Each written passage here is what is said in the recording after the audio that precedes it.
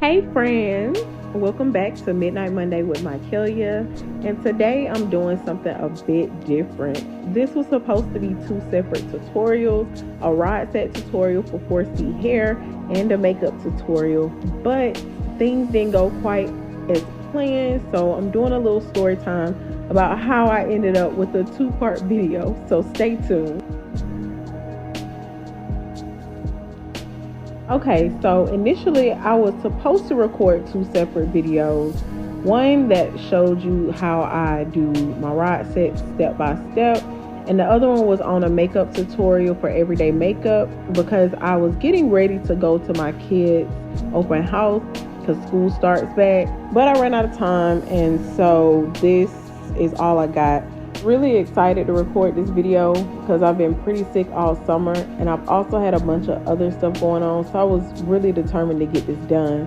I thought about rescheduling, but then I realized I could just do a voiceover, so I decided to keep it pushing and combine the two videos into one video.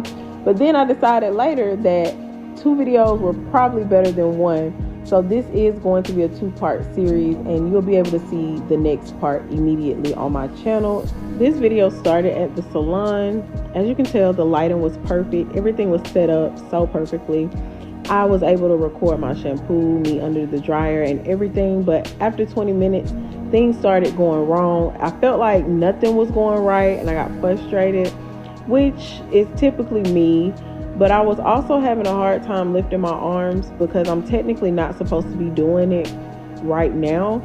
But again, I was determined to get the video up, so I'm gonna just do it type of girl, and I wasn't about to let a few hiccups or restrictions get in the way. So at this point, I realized that I was running out of time and I had to wrap it up at the salon. Right here is where I start the roller wrap and where I'm showing you exactly what I'm using. But when I actually got started on this roller wrap, I was so exhausted trying to get these rollers in here. It hurt so bad.